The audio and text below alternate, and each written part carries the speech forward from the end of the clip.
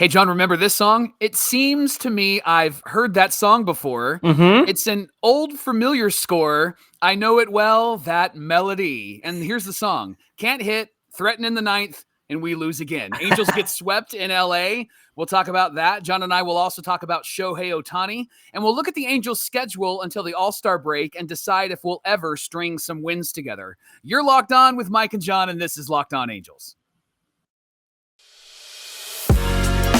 You are Locked On Angels, your daily Los Angeles Angels podcast. Part of the Locked On Podcast Network, your team every day. And thanks for making Locked On Angels your first listen of the day. We're free and available wherever you get your podcast. Those listening on the audio side, you can rate and review the pod and help people to find it. And if you're watching on the video side, you can subscribe and click the bell to be notified every time a new episode drops. And today's episode is brought to you by Sports Card Investor. Download the Sports Card Investor app today and easily browse over 630,000 cards from every sport with hundreds more added each week. It's available for free in the Google Play and App Stores on Apple, or you can go to sportscardinvestor.com/lockedon. Hey, thanks for joining us for this edition of Locked On Angels. You got the Frisch Brothers here with you, a.k.a. the Super Halo Bros. My name is John, and that's my brother Mike. And my name is Mike, and that's my brother John. You're tuned in with two lifelong fans of the Halos who love this team through thick and thin, and right now we're going through the thin, Mike. It's really thin. It's paper thin. I can see through it. It's so thin, John. This offense is thin, man. Tell me you didn't think when you saw this lineup today that you didn't think, oh, there's automatic 5 outs at the end of this lineup. Oh, it's terrible. And even Sam Blum tweeted out Juan Labarfus's stats, and that guy can't do anything in his last 49 at-bats. And, I mean, it brings up that question, why isn't Joe Adell up here? I don't care if he's not playing every day. I know they want him to play every day, but it's so much better to have him be the fourth outfielder than to have Lagares, because Lagares is doing absolutely nothing offensively and absolutely nothing defensively. Are you really going to play the matchups with Brandon Marsh just because Tyler Anderson is a left-handed pitcher against a lefty hitter? Come on. Are we really doing, Are we still doing that right now? Yeah. We need to change something up. And here's the most ridiculous stat is Tyler Anderson was the guy that we crushed last year when Seattle was trying to make the playoffs. They needed one win against us to make the playoffs. We knocked him out in like an inning and 2/3. Yeah. And tonight or last night, we can't do Jack Dilley against him. And we're playing matchups against him. And I know that he's 8-0, partially because he's on the Dodgers and they just have, a good organization with good management and good recruiting and good whatever you need for a good team. They have a great minor league system, and I can't believe I'm talking about the Dodgers in a positive way, but right now they just are miles and miles ahead of where the Angels are, especially offensively. Here we are pitching pretty good, and we can't hit. We can't hit at all. Yeah. Well, talk about them taking Tyler Anderson and making him into something. I mean, look at what's going on with Andrew Heaney. He had 10 scoreless innings at the beginning of this season for the Dodgers, got hurt, and now the most recent thing I read is that he's crushing it on his way back from the minors. He's had a few rehab stints, and of course he's crushing it because it's the Dodgers, and that's our luck. Is they gave Andrew Heaney a slider or some kind of two-seam fastballs. They gave him something. I don't remember what it was. Yep. And now he's Nolan Ryan. We couldn't figure that out. We couldn't figure out, hey, bud, hey, Andrew, you just need to throw a slider in your repertoire and you'll be a much better pitcher. Oh, okay. You know what we need? We need little league managers. We need the guys and the girls that manage the 8, 9, and 10-year-olds to come and manage and coach this team, because when you're 8, 9, and 10, they're like, hey, why don't you throw a curve? Hey, why don't you throw a slider? Try it out. Figure that out. You got a knuck in there? Just put your fingernails in that ball and throw it and see what happens, right? Listen, that's the type of attitude we need. Tyler Anderson went 8 1/3. The no-hit bid was broken up, of course, by Shohei Ohtani hitting a triple, and then he came around to score off a Matt Duffy single, and that was about it for the offense. We had a couple of hits that were ruled errors, and one of them made Twitter laugh because it looked like Anderson kind of messed up the throw on purpose. I think it was a tough play. He was trying to throw to first. Sure. But everyone said, did he spike that so he could keep the air and keep the no-hit going? Because listen, that's what it looked like. They gave Reed Detmers an error on that play when he threw his no-hitter. And so if I'm Tyler Anderson and I'm going for a no-hitter, I'm spiking taking that. it. I'm Rob Gronkowskiing that ball into the ground just to make it look like I made an error, because I want a no-hitter. I don't know about you, but I would do the very same thing. And then his counterpart, Reed Detmers, 3 2/3, 4 hits, 4 runs, 3 walks, 6 Ks. The Ks actually is a pleasant surprise because he was missing some bats, and that's great, but only 3 2/3. And then Jimmy Herget comes in and really saves the day and slows things down. But again, it's like the night before. If we can't hit, then it doesn't matter how great we pitch. Well, and you can't dig yourself out of a 3-run and then a 4-run hole in the first 2 innings every single game. And it seems like that's what we're up against every single time. Look, if you're going to go by the Joe Madden playbook, then you're going to get Joe Madden results. And that's what Phil Nevin is doing right now. And it's so frustrating. You can't win if you don't hit. You can't win with Juan Lagares in this lineup. You can't win with friggin' Luis Rengifo at second base. You can't keep doing the same things. You can't have that many holes in this lineup.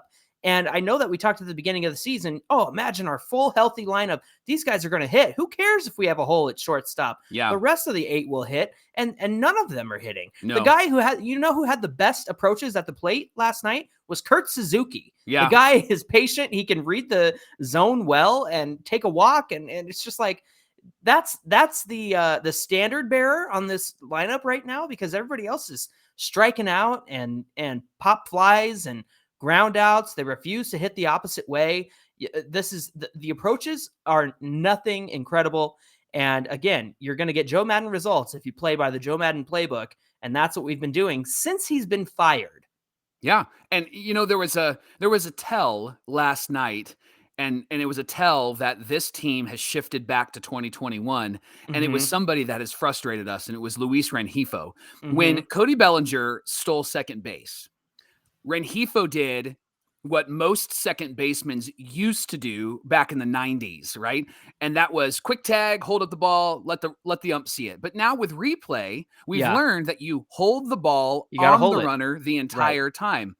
Apparently Rengifo has not been taught that, or Rengifo is just unwilling to do that, because every time they throw the ball down there, he does the tag and pop. If he kept the ball on Bellinger, the call wouldn't have stand. It would have been reversed, because he popped off that bag 3 different times. But Rengifo's proud of himself, I guess, because he caught the ball. Look what I did. Yay! Right? Like, I got a ball. That just reminds me of last year's team. That reminds me of, like, they're just not fully thoughtful or strategic about how they are approaching at the plate, or fully thoughtful and strategic about how they're playing defense. They just don't look like a good team. They don't look like the team that started the season. And you're watching the game and you're going, man, the Dodgers are running circles around us. The Yankees are running circles around us. The Jays are running circles around us. And after a while, it's like, all right. All right. Anybody gonna, like, what I want, honestly, and we've talked about this before, is I want to hear from the players.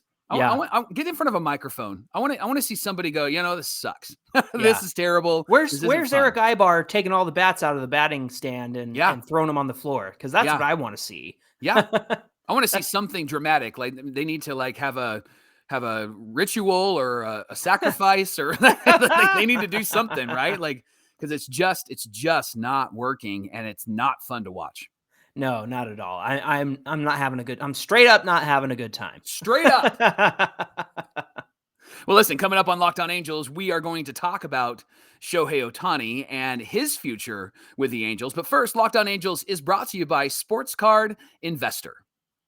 Yes, it is. Sports Card Investor, a new sponsor here on Locked On Angels. We're excited to have them along. Welcome to the world of sports cards reimagined. Mike and I grew up collecting baseball cards, and so this app is something that we know that we're going to love. The Sports Card Investor app is the hobby's most powerful resource. You can quickly check the value of your favorite cards, find great deals, and profit from your card collecting hobby. Available completely free in the Google Play and Apple App stores, the Sports Card Investor app is a must-have for baseball fans like you. Whether you're a casual card collector or looking for exciting alternative to investment opportunities, the free Sports Card Investor app has something for you. So download the Sports Card Investor app today. Again, it's available in the Google Play Store, on the Apple App Store, and go to sportscardinvestor.com/locked on to get started today. And thanks for making Locked On Angels your first listen of the day. And we do have an important favor to ask of you. You may have heard about a survey that Locked On has put together. We want to learn more about listeners like you and make your favorite podcast even better.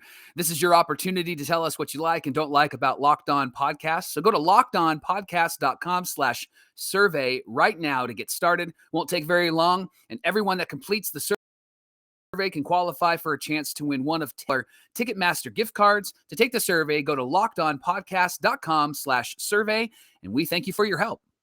Mike, we have to talk about Shohei Ohtani, number one, because he's the one who saved us the embarrassment of getting no hit in last night's game. Right. And number two, an interesting conversation came up recently about Shohei Ohtani. There was an Athletic article about him, and it was some behind-the-scenes discussion regarding the Angels. But there was something that you noted before he starts the game tonight in Seattle against Seattle. You saw this clip of him going around from Tuesday night at the Dodger game. They caught Ohtani talking to Max Stassi about the last two strikes. Remember, we were frustrated that Stassi kind of watched those two strikes right down the middle. When he had the bases loaded, he didn't swing. He swung last night, but he didn't swing the night before. Yeah. And that was interesting to see. I thought that was great to see from Ohtani, kind of giving some direction there. But Agreed. My question is, what do you think about Shohei Ohtani being the leader that this clubhouse needs and not Mike Trout? Well, we assume that he's going to lead on the field, but because of the language barrier, there's an assumption that maybe he's not going to be able to be vocally, inspirational in the locker room. But that moment, I actually really enjoyed it as an Angel fan, where Shohei wasn't mad, but he was looking at Stas and he was like, you watched two balls go down straight down the strike zone. You watched two strikes. And I loved that, because that's what we need. We need somebody who's like, I'm not settling for this. Hold them accountable. This is ridiculous. Yes, well, he wasn't settling for a no-hitter last night either. That's why he got that triple. Like, I got to carry this team again. Sure thing. Right. And he did last year with his incredible MVP season. And his numbers are down a bit this year, but I really liked that. And it was caught and then posted. Not too many people talked about it, but I happened to catch the video. And I wonder how often that has actually happened in the last few weeks. And we just haven't seen it. But I think that Ohtani can actually be the leader of this clubhouse that we have desperately needed. And I would love to see a little bit of fire. He's such a gentleman. He's very respectful, very honorable, but I would love to see a little bit of fire and him firing up some of his teammates by saying, hey, this is unacceptable, guys. And we're not going to continue to play this way, because it doesn't seem like anybody else is doing that. Mind you, we don't know what's happening inside of that clubhouse, but if it's healthy and if it's good, then you would expect that it would actually transform onto the field or translate onto the field. Right. And so I think that Shohei, I like that question. I think that Shohei could be the guy that we didn't expect him to be in the clubhouse, and maybe be that vocal leader that we desperately need. Well, it all depends on how long he's going to stick around. And right now, I don't imagine he will want to stick around very long with the way that this team is playing. But going back to that Athletic article, there was some discussion behind the scenes via sources that Shohei Ohtani's people, his management team, they were asking for something in the realm of Max Scherzer money. Remember, he got paid $40 million-ish to go to the Mets for a few years. And that was the end of last year, the last that they had a conversation. And the Angels admitted, yes, we understand that we're going to have to pay you, but now it's a question of how long. And the article said something interesting. It said Ohtani was at his peak, similar to where Aaron Judge is right now. We know Judge's contract is coming up, and the Yankees have to make a decision there. He's playing out of his shoes right now. It went on to question if Ohtani's value has dropped due to his average performance so far this season. That's why I hesitate there to say average, because this is the article, not me. Right. And Ohtani's lack of desire to re-sign with a team that's not winning. I think those are two major factors. So has Ohtani's value dropped? What do you think about that? I don't think so, because I think that teams are going to give him a huge contract if he hits the free agent market, or if we trade him. If we trade him, we're going to get a haul back. I would be shocked if we didn't. But I think that teams are going to go after him. And the reason why I believe that is because you look at contracts of some of the older players, an Albert Pujols, for example, from years ago, or even Josh Hamilton that signed with us, right? You look at some of those contracts of some of these players that are kind of past their prime, and they're getting big time numbers. The deals. And Ohtani isn't past his prime. Ohtani, No. I think, is reaching his prime, and we're going to see prime Ohtani in the next few years, and teams are going to pay prime Ohtani money, that $40 to $43 million. I think that's going to be the range, if not more. And even if his numbers are a bit lower than they were last year, he's still doing it better than anybody has ever done it. And he's hitting and pitching. So I think the hitting and pitching gives him $20 million a year anyway, right? By default. Yeah. And then he's a $20 million a year hitter or pitcher. And so that's where the $40 million, I think, comes in. And so I don't think his value has dropped at all. What's your best guess as to what happens next? I know he's got one more year. Yeah. But what do you think the Angels do? What do you think Ohtani does? I'm not sure that the Angels are going to work to get a deal done within the next year. I think that we're going to have more of these conversations next season. I don't imagine anything happening in the offseason. Look, Artie Moreno has spent money, but he spends it on Anthony Rendon and money on Justin Upton, who's not playing for us, and money on Albert Pujols, who didn't play for us last year except for a month.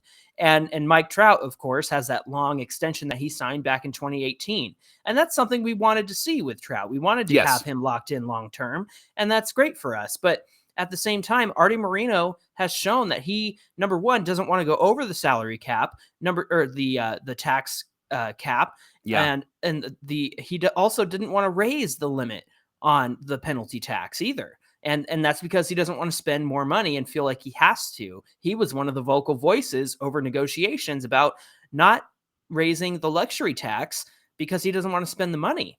So I'm torn because I know Artie Moreno loves his superstars, but if they invest in Ohtani the way that he deserves to be invested in, I think that's really going to tie the hands of them to be able to make any of the other moves that they might need to make. Now, at the same time, the Angels have proven in the last few years that they don't want to go and spend money on pitching. They don't want to go and spend money on the moves that you and I and all the fans out there know that they need to make. And so it's like, well, okay, so if you don't spend on Ohtani, are you going to spend money on good moves and good pitching and good players? Great question. So I just don't know what the Angels do at this point.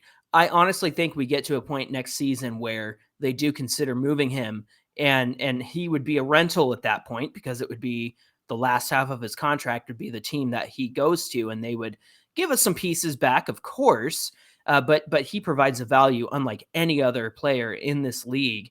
And if there's somebody who is contending and could certainly use a bat and an arm like Ohtani, they'll do that in a heartbeat. So I'm really curious as to see where the Angels go because, like I said, Artie Moreno loves his stars. And so I could see them making a deal. But at the same time, is that going to hamper us from spending money in other directions as well? So I'm curious to see what happens there. I'm really curious too, because I think that decision to have a universal DH, I think changed everything for the Angels. Prior to that, I think that the Angels were the ones that were considered the leaders in the Ohtani sweepstakes because I don't think Shohei was going to go anywhere else. I mean, he wouldn't have been able to go to a National League team anyway. Sure. But now with that universal DH, he could go down the 5. He could go down to San Diego. He could go up north to the Giants, right? Yeah. And so, I mean, every team is on the docket, and teams with deep pockets are going to be the teams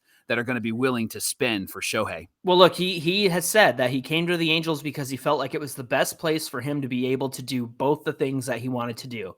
And that was pitch and that was hit. And he got his MVP season because he was able to have he was untied and untethered and able to run his schedule. And I'm glad that the Angels let him do that. And I'm glad that Ohtani got to work out and go by his routine because that's what's been needed for him. And he felt like the Angels were the best place to do that. But now that he's done everything that he's done with the Angels, he says it over and over again. He wants to win. He wants to win. He wants to focus on a winning team. And I'm sure there is a lot of him that thought the Angels could be a winning team especially with the talent they had when he signed and how good of a start they had in 2018 and even a good start this season. And I'm sure that he does everything he can to help this team currently win, but it's everyone around him that needs to pick up the slack. Even Mike Trout, like you've said, Mike Trout has not been clutch at all. Yeah. And he'll take the walk and he'll get on base and he'll make a great play over the wall in center field like he did last night, which, by the way, of course, happened after we had our discussion about moving him to left field. He has one of the most incredible plays of his life. Yeah. Of course, that would happen to us. So anyway, I just think that we are in some hot water if we can't figure things out as a team and turn it around and start winning. Look, if we start winning and we get a winning culture, then I think we have a much better chance of keeping Ohtani around. Well, if you're looking for a job, maybe like Shohei will be looking for a job, LinkedIn Jobs is here to help you. Summer's here. LinkedIn Jobs makes it easier to find people if you're looking to hire them for your organization as well. You can create a free job post in minutes on LinkedIn Jobs to reach your network and beyond. Simple tools like screening questions make it easy to focus on candidates with just the right skills and experience so that you can quickly prioritize who you'd like to interview and hire. It's why small businesses rate LinkedIn Jobs #1 in delivering quality hires versus leading competitors. And LinkedIn Jobs helps you to find the candidates that you want to talk to and help you find them a lot faster. Did you know that nearly 40 million job seekers every single week are visiting LinkedIn? Post your job for free on linkedin.com/lockedonmlb, and you can get started looking for the right people at the right time. That's linkedin.com/lockedonmlb. Post your job for free. And remember, some terms and conditions do apply. Mike, I'm excited to share this with our listeners. Our friends at Built Bar sent us the brand new mud pie flavor Built Bar, which is available in both a bar and a puff. I had my Built Bar today and I loved it. I thought it was delicious. Listen to this one. Chocolate fans, the new mud pie bar is rich whipped cream and chocolate mousse smothered in 100% real chocolate and topped with cookies and cream crumble. Oh, cookies and cream is my jam. Yes. You need to hurry because the mud pie bar and the mud pie puff are only available for a limited time. Not only do these bars and puffs taste good, they're actually good for you. Mud pie is packed with 16 grams of protein and only 150 calories and 8 grams of sugar. All Built bars are made with collagen protein, which your body absorbs more efficiently and provides a ton of health benefits. Whether you need a snack for your workout, a late night treat, that's how I use mine, or just need to grab a quick bite, Built Bar is the perfect protein bar. And they taste better than a candy bar. I can attest to that. So go to Built.com today and order your box of the new exclusive limited time mud pie bars and puffs right now. And when you do, use the promo code LOCKED15 and get 15% off your order. Again, that's promo code LOCKED15 for 15% off at Built.com. All right, Johnny, the Angels' schedule until the All-Star break is about 28 games, and it gets a bit easier statistically. Now, we're not saying that it's going to be easy, but it gets a bit easier. We're not playing some of the best teams in baseball. We're playing some of the mediocre teams, some of the less than average teams. Yeah. And so I'm going to run through how many games and who we're playing, and then I want to get your thoughts. Before you do that, can I just say that prior to June, there was a lot of conversation on Twitter about, hey, look at this schedule we have coming up. It was probably the middle of May, and we all talked about how difficult this schedule would be. Yeah. And we all wondered, can the Angels keep up the pace that they're doing? Because they're playing real good right now. And then we hit this schedule, and I think we did exactly what everybody thought they were going to do. We have struggled tremendously against these teams in the last month, and it's because it was the Mets and the Yankees and the Phillies and the Dodgers, and just it's been so brutal for us lately. And I forgot to mention the Red Sox, and we looked at that stretch before we got to it and went, are we going to be okay? And here we are almost on the other side of it. And I don't think that we're okay. No, listen, I have nothing to say to all of my friends who are Dodger fans and Yankee fans that have texted me. I have nothing to say when they text me and they're like, hey, we won again. And I'm like, Yeah, man.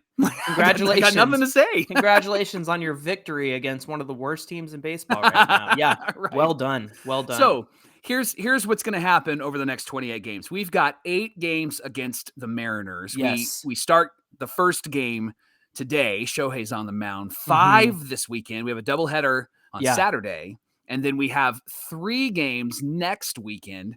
And then after that, we play the Royals for 3, the White Sox for 3. We play 6 against the Astros over the course of the next 28 games, 2 against the Marlins, and 4 against the Orioles. And then we have 2 more against the Dodgers. And so let me ask you this.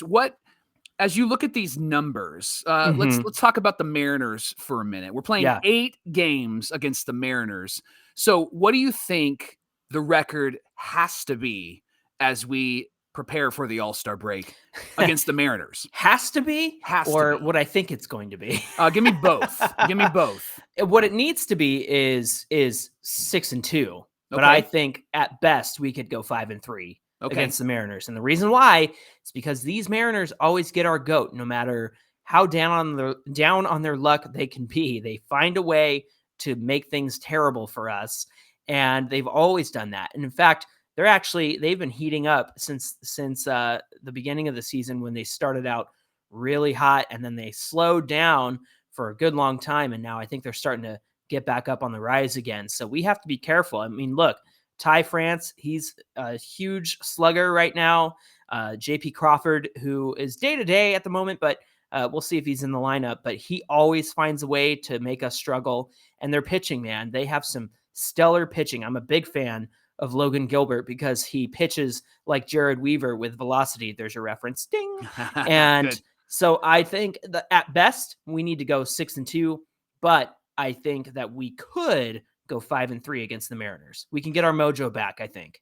As you look at this schedule, is there we can really stack the wins as we play these 3 teams? What 3 teams would you pick out of the teams that we're playing? The Royals, I think we can sweep. I think we can take 2 against the Marlins.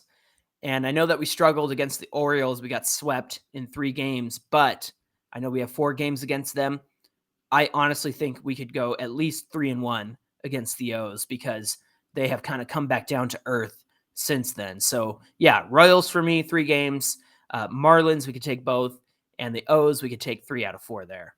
Now, we played really well against the Astros to start the season. Yeah. Do you think that those 6 games against the Stros are going to be competitive, or do you feel like as a fan, we just don't know what to expect? I think we can split. I think we could go 3-3 at best with the Astros, maybe 2-4.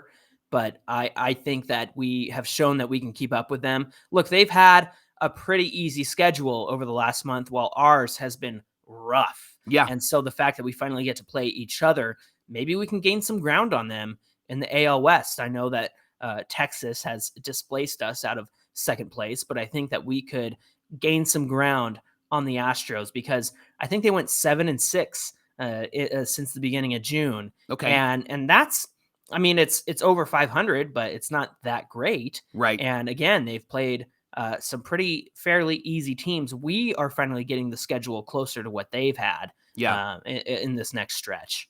I'm not too concerned about the Rangers ahead of us because the Rangers have really great players, but it doesn't feel like they're a really complete team. Right. And I could see them finishing at 500 this year, which who knows, maybe that gets you into that final wild card spot. But at the end of 28 games, what's the Angels' record in your best guess? Are they 18-10? Are they better than that? Are they worse than that? I would hope that we could go 20-8, but that's my ceiling. Sure.